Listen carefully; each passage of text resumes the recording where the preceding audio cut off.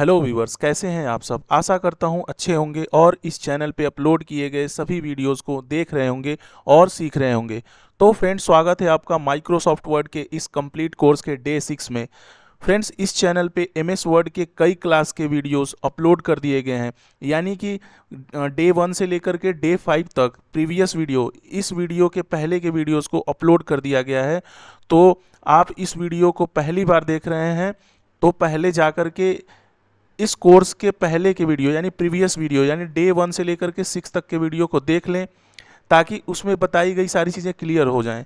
तो फ्रेंड्स, मैं बता दूं, इससे पहले के जितने भी वीडियोज़ हैं यानी डे 1 से लेकर के डे 6 तक के वीडियो हैं, वो इस वीडियो के नीचे डिस्क्रिप्शन बॉक्स में मैंने डाल दिया है। अगर आप इस वीडियो को पहली बार देख रहे हैं तो आप जाकर के सबसे पहले इससे पहले के वीडियोज़ को देख लें, ताकि इसमें बताई गई जितनी भी चीज़ें हैं वो क्लियर हो सकें और आगे की वीडियोस में किसी बेसिक चीज़ को लेकर के कोई इशू या प्रॉब्लम्स ना हो और आप सभी इंस्ट्रक्शंस को अच्छे से समझ सकें। तो फ्रेंड्स, अगर आप इस चैनल पे पहली बार आ रहे हैं तो चैनल को सब्सक्राइब कर दीजिए, क्योंकि इस चैनल पे आपको कंप्यूटर कोर्स और कंप्यूटर टिप्स से रिलेटेड वीडियोस डेली मिलते हैं, जिससे कि आप इन्हें देख करके अपने day to day office work को आसान से कर सकते हैं। और कई सारे कोर्सेज इस चैनल पे क्लियर कराए जा रहे हैं, उनको आप ज्वाइन करिए यानी देखिए, ताकि आने वाले समय में आप कहीं भी किसी भी वर्क को, चाहे वो ग्राफिकल हो या फिर डिज़ाइनिंग का हो, आसानी से कर सकें। तो फ्रेंड्स, बढ़ते हैं आज की क्लास की तरफ। तो फ्रेंड्स, इससे पहले प्रीवियस वाले क्लास में मैंने जितने भी टैब्स क्लियर कराए हैं उन्हें आप जाकर ज़रूर देखें, ताकि सारी चीज़ें क्लियर हो सकें। तो इस क्लास में यानी डे 6 के क्लास में मैं रेफरेंसेस टैब बताने जा रहा हूँ। यानी ये टैब क्या होता है, इस टैब से हम लोग क्या करते हैं, अपने डॉक्यूमेंट में क्या क्या चीज़ें बना सकते हैं, वो सारी चीज़ें इस वीडियो में मैं बताऊंगा। तो चलिए चलते हैं इस वीडियो की तरफ, यानी हम अपने प्रोग्राम पे चलते हैं। तो प्रोग्राम पे जाने के लिए मैं बताया हूँ कि सर्च पे जा कर के आपको एम एस वर्ड या फिर विन वर्ड टाइप करना होता है। तो प्रोग्राम का जैसे ही आप यहाँ जा कर के एम एस वर्ड ये लिखेंगे, तब भी उस प्रोग्राम का आइकन यहाँ पे आ जाएगा और आप माउस से क्लिक करके या फिर इंटर बटन प्रेस करके उस प्रोग्राम को रन करा सकते हैं। या फिर आप सर्च बॉक्स में जा कर के विन वर्ड भी लिखेंगे तो भी वो प्रोग्राम आ जाता है, और वहाँ पे क्लिक करके आप उस प्रोग्राम को रन करा सकते हैं यानी चला सकते हैं। तो मैंने पहले से ही प्रोग्राम को ओपन किया है, तो चलते हैं।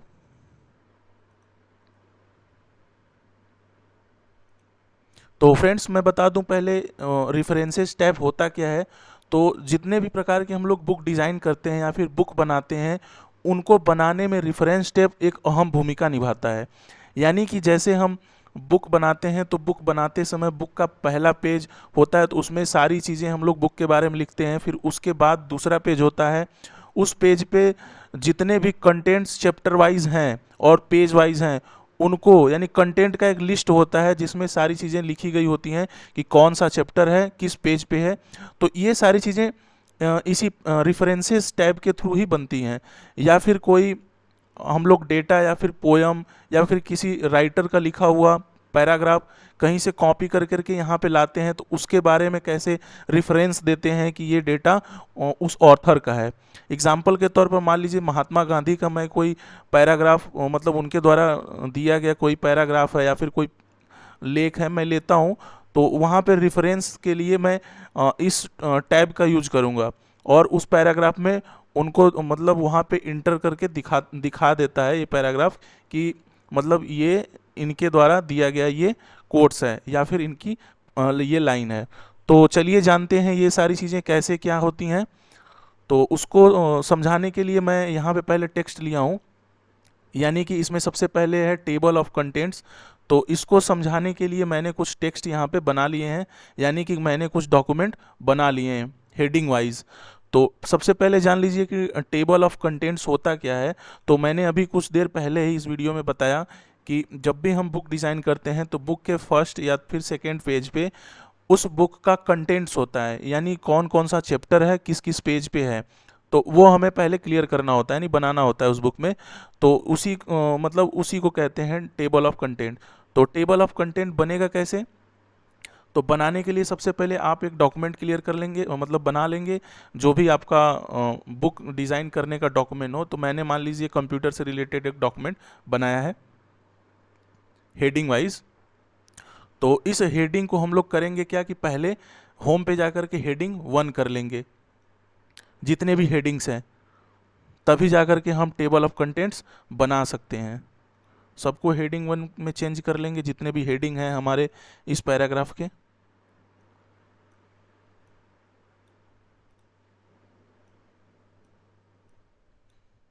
ऐसे करते हुए सभी हेडिंग्स को आपको करना होगा। जो भी आप बुक बना रहे होंगे उसके हेडिंग्स को सेलेक्ट करके हेडिंग 1 में करना होगा। तो जैसे ये हेडिंग सेलेक्ट हो जाए सभी कंटेंट्स का, यानी सभी डॉक्यूमेंट का, तो हम आएंगे कहाँ, जहाँ पे हमारा डॉक्यूमेंट स्टार्ट हो रहा है, यानी जहाँ से हमने टेक्स्ट को लिखा है, वहाँ पे कर्सर ला करके इसके ऊपर हमें एक पेज लेना होगा, क्योंकि स्टार्टिंग पेज में ही तो टेबल ऑफ कंटेंट्स होते हैं। तो यहाँ पे कर्सर को ला करके जाएंगे हम रेफरेंसेस में, रेफरेंसेस टूल में यानी रेफरेंसेस टैब में आकर के हम टेबल ऑफ कंटेंट्स पे क्लिक करेंगे। और यहाँ पे अलग अलग मतलब बहुत 3 सेक्शन है, फिर नीचे भी है। तो सबसे पहले ऊपर का समझ लेते हैं, यानी ऑटोमेटिक टेबल में लेकर कस्टम वाले पे क्लिक कर देता हूँ।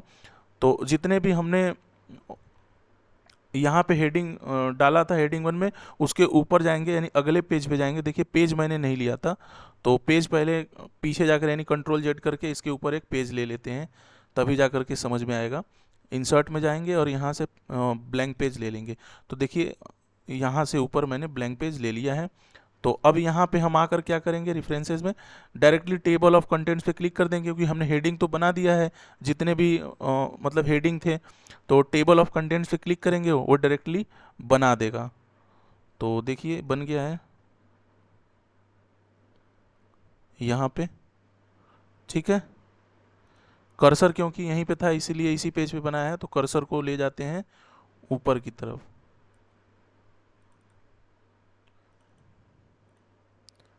अब यहाँ पे करते हैं,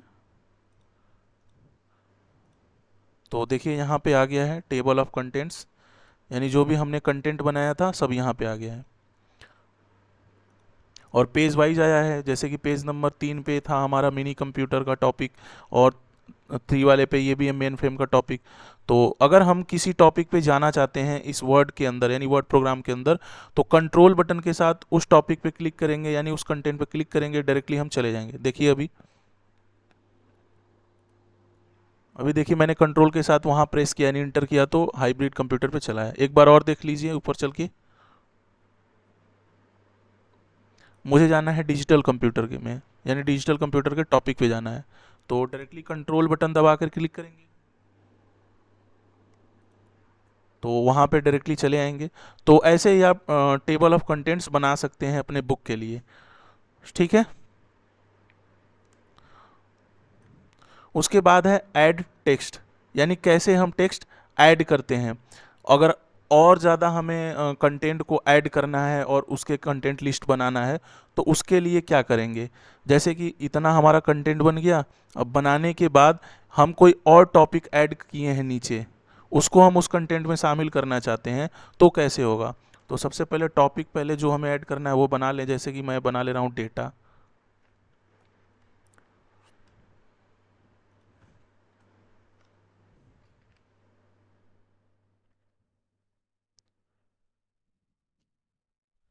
कलेक्शन ऑफ इंस्ट्रक्शन, ठीक है। तो अब हमें डेटा को भी हेडिंग में बना लेना होगा। इंसर्ट में जाकर के, नहीं होम में जाकर के यहाँ से हेडिंग 1 कर देंगे। और फिर जाकर के जो भी हमारा ये टेबल ऑफ कंटेंट्स का बॉक्स है यहाँ पे बना हुआ, इसको यहाँ से हम क्या करेंगे, अपडेट टेबल पे क्लिक करेंगे।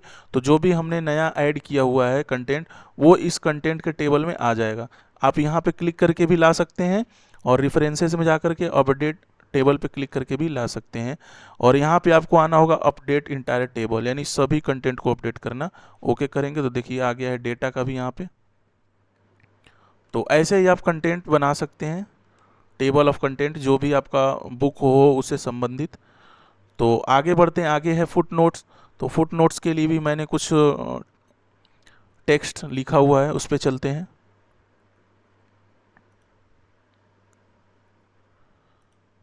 तो ये मैंने कुछ टेक्स्ट लिया हुआ है फुट नोट को समझाने के लिए। फुट नोट होता क्या है, जैसे फ्रेंड्स हम कोई पैराग्राफ पढ़ रहे होते हैं या फिर कोई बुक पढ़ रहे होते हैं, तो हमें ये होता है कि यहीं तक पढ़ने के बाद अगले दिन या फिर बाद में पढ़ें, तो हमें कैसे पता चलेगा कि हमने कहाँ तक इसमें पढ़ा है।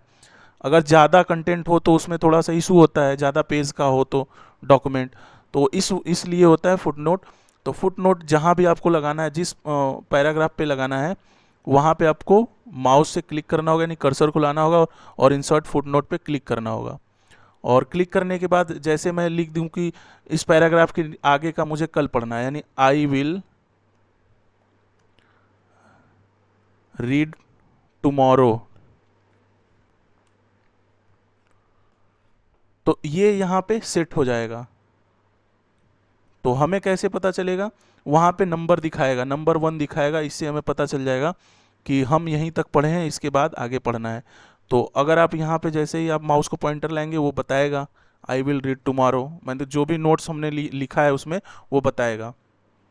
तो ये एक नोट्स डालने के लिए भी होता है पैराग्राफ में, कि उसको हम देख सकें कि उसमें क्या डालें या उसके आगे क्या पढ़ना चाहते हैं, तो नोट्स के लिए भी होता है। तो आगे देख लेते हैं। आगे है नेक्स्ट फुट नोट्स। तो ये अगला फुट नोट डालने के लिए जैसे मुझे इसमें भी फुट नोट्स देना है, तो यहाँ भी यहाँ से दे सकता हूँ।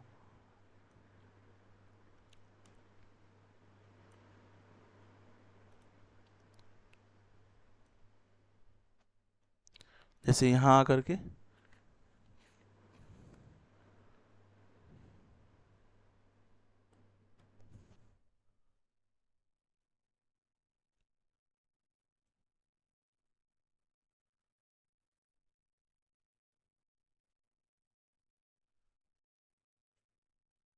तो आप ऐसे ही फुट नोट्स डाल सकते हैं अपने पैराग्राफ्स में, छोटे छोटे नोट्स के रूप में। और शो नोट्स पे क्लिक करेंगे तो नोट्स जो भी आपने दिया होगा नीचे बताएगा। तो आशा करता हूँ फुट नोट्स और टेबल ऑफ कंटेंट्स क्लियर हो गया होगा। अब बढ़ते हैं सिटेशंस और बिब्लियोग्राफी की तरफ। तो सिटेशन और बिब्लियोग्राफी क्या होता है ये पहले समझ लीजिए। तो मैंने बताया कि रेफरेंसेस टैब के बारे में, किस टैब का उपयोग बुक और रिसर्च पेपर बनाने में होता है, यानी बुक के कंटेंट को बनाने में होता है। और टेबल ऑफ कंटेंट्स भी बताया कि इस विकल्प का उपयोग किसी पुस्तक या पत्रिका के विषय सूची यानी टेबल ऑफ कंटेंट्स बनाने के लिए होता है। और फुट नोट्स के बारे में भी क्लियर हो गया। सिटेशन जान लीजिए एंड बिब्लियोग्राफी क्या होता है, कि इस विकल्प का उपयोग डॉक्यूमेंट या पुस्तक में किसी जनरल लेख या वेबसाइट की जानकारी को लेकर के उनके बारे में लिखने के लिए होता है। जैसे कि मैंने बताया कि आप किसी भी व्यक्ति या पर्सन के द्वारा कही गई बातों को या फिर उनके द्वारा लिखे गए बुक वगैरह को ला सकते हैं और उनके बारे में लिख सकते हैं। तो ये कैसे होगा कि कभी हम कोई बुक्स बना रहे होते हैं और हमें ज़रूरत पड़ती है कि किसी के लेख को या फिर किसी के कोट्स को हमें ऐड करना है, तो वहाँ हमें दिखाना होता है कि किसका आप ऐड कर रहे हैं। जैसे एग्जांपल के लिए महात्मा गांधी का आप कुछ लिखा हुआ या फिर कहा हुआ कोई बात आप कहीं लिख रहे हैं, तो उसमें उनको बताना होगा कि इनके द्वारा ये कही गई है। तो सिटेशन और बिब्लियोग्राफी का यूज वही होता है। तो चलिए इसका यूज करके देखते हैं।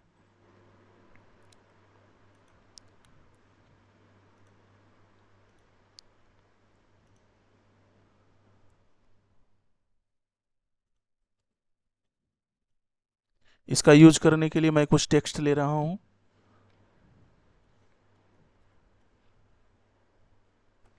ठीक है। तो अब जैसे कि मान लीजिए ये ही पैराग्राफ है, ये पैराग्राफ मैं किसी वेबसाइट से लिया हूँ, तो मुझे उस वेबसाइट के बारे में दिखाना होगा या बताना होगा कि मैंने ये चीज़ कहाँ से लिया है। तो उसके लिए इसका यानी सिटेशंस और बिब्लियोग्राफी का यूज होता है। तो अब चलते हैं कैसे हम करेंगे। उसके लिए इंसर्ट सिटेशन में जा कर के ऐड न्यू सोर्स पे क्लिक करेंगे। तो जैसे ही इस पे क्लिक करेंगे हमारे सामने क्रिएट सोर्स का एक डायलॉग बॉक्स आएगा। तो इस डायलॉग बॉक्स में टाइप ऑफ सोर्स, यानी ये जो पैराग्राफ हमने लिया है वो कहाँ से लिया है, वो सोर्स का हमें यहाँ पे नाम देना होगा।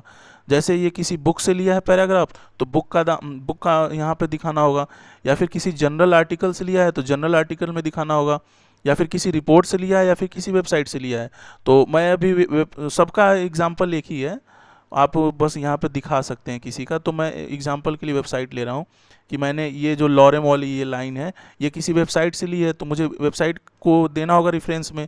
तो वेबसाइट पे क्लिक कर दूँ और ये जो पैराग्राफ है ये किस ऑथर के बुक का है, तो लिख दे रहा हूँ RD बर्मन का है। ठीक है, कुछ भी आप, मैं एग्जांपल के रूप में समझा रहा हूँ। वो जो आप डॉक्यूमेंट जिस कंपनी में बनाएंगे उस कंपनी का डॉक्यूमेंट का डेटा आपको मिलेगा, तो आपको उस हिसाब से भरना होगा। तो ऐसे भर दिया, और यहाँ पे पेज का जो नाम है वो लिखना होगा, पेज का नाम A to Z, कुछ भी ऐसे समझाने के लिए मैं लिख रहा हूँ फ्रेंड्स। आपको जिस कंपनी में आप वर्क करेंगे तो ये सारे डेटा आपको मिलेंगे वहाँ पे फिल करने के लिए। और यहाँ पे भी आप लिख सकते हैं, दिया है नेम ऑफ वेबसाइट, तो वेबसाइट का जो नाम होगा वो आप लिखेंगे, और फिर ईयर डालेंगे, मंथ भी डालेंगे वहाँ पे, और डे डाल देंगे। और वेबसाइट का कुछ जो URL हो, यानी पूरा URL वर्ल्ड वाइड वेब के साथ, यानी www.a2z.com। तो मैं ये एग्जाम्पल के लिए बता रहा हूँ, ठीक है फ्रेंड्स। तो जैसे ही आप ओके करेंगे तो जहाँ पे हमने पैराग्राफ पे कर्सर रखा था वहाँ पे ये डेटा फीड हो जाएगा। यानी देखिए शॉर्ट नेम में फीड हुआ है, यानी RD बर्मन था तो यहाँ पे बर्मन दिखा रहा है, और 2012 में ये मतलब उनके द्वारा लिखी गई थी। तो ऐसे ही आप किसी भी बुक या फिर वेबसाइट से लिए गए कंटेंट को रेफरेंस में दे सकते हैं, पैराग्राफ को। तो आशा करता हूँ ये समझ में आया होगा कि कैसे आप किसी भी ऑथर या फिर वेबसाइट से लिए गए कंटेंट को रेफरेंस के रूप में देते हैं अपने बुक के अंदर।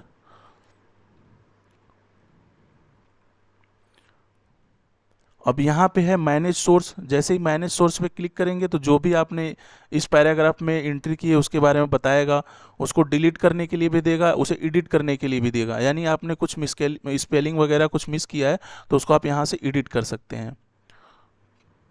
ठीक है फ्रेंड्स, क्लोज करते हैं। बिब्लियोग्राफी क्या होता है कि ये जैसे ही आपका मतलब पेज इंड होगा, ख़त्म होगा, तो उसके लास्ट में जो भी आपने पेज पे वर्क किया है, यानी जो जो डेटा ऐड किया है इसमें, उसको ये क्या करेगा, मेंशन करेगा इसके पेज के नीचे। तो मैं यहाँ पे क्लिक कर रहा हूँ तो इस पेज में जो जो भी मैंने मेंशन किया है, यानी जिसका जिसका रेफरेंस लिया है, या फिर जिसका बुक का रेफरेंस लिया है या फिर वेबसाइट से लिया है, तो वो बताएगा। तो लास्ट में मैंने क्लिक किया तो ये देखिए बिब्लियोग्राफी के रूप में आ गया जो भी मैंने यहाँ पे लिया है। तो ऐसे ही आप कर सकते हैं अपने बुक को बनाते समय। फिर उसके बाद है कैप्शंस। तो इसका यूज कैसे करते हैं? इसका यूज करने के लिए पहले इन डेटा को डिलीट कर दें।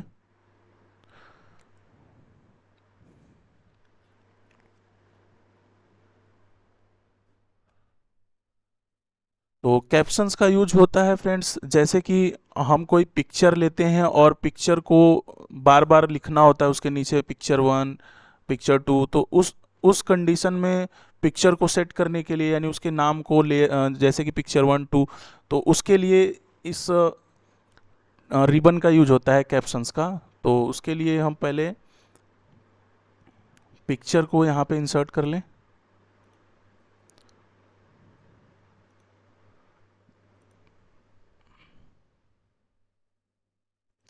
जैसे मान लीजिए ये पिक्चर कोई हो गया,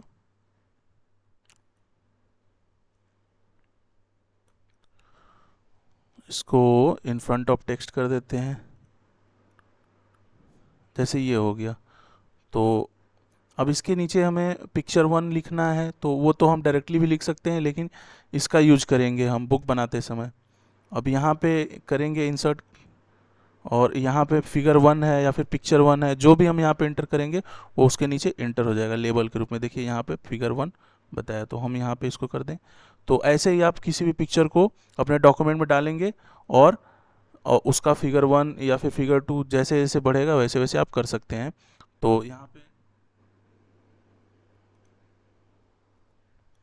एक और पिक्चर ले लिया मैंने, और फिर उसके बाद हम जाएंगे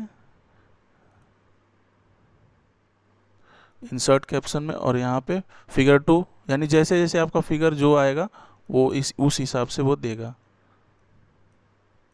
फिगर 1 एंड फिगर 2। तो इन सभी चीज़ों का यूज आप अपने बुक बनाते समय ही कर सकते हैं फ्रेंड्स।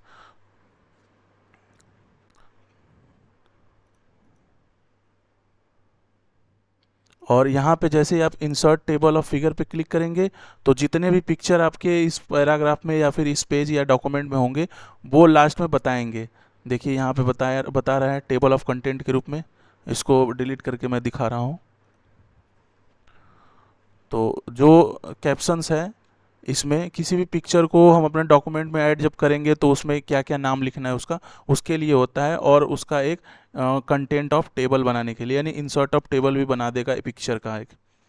ठीक है फ्रेंड्स, तो आशा करता हूँ समझ में आया होगा ये सारा कॉन्सेप्ट रेफरेंस टैब का। तो आज के लिए इतना ही, मिलते हैं अगले दिन। इसके आगे के जितने भी टैब्स बचे हैं वो क्लियर कराएंगे, और इसमें बहुत सारे टिप्स और ट्रिक्स हैं फ्रेंड्स जो कि आपको सीखना बहुत ज़रूरी है ऑफिस वर्क के लिए। और इसमें कैसे हम बिल बनाते हैं, या फिर कैसे आईडी कार्ड बनाते हैं, स्कूल का रिज़ल्ट कैसे बनाते हैं, और भी बहुत सारी चीज़ें इसमें आपको सीखने को मिलेंगी। तो आप बने रहिए, इन सभी वीडियोज़ को देखते रहिए और इस चैनल पे बने रहिए। आगे आपको बहुत सारा चीज़ सीखने को मिलेगा इस पे।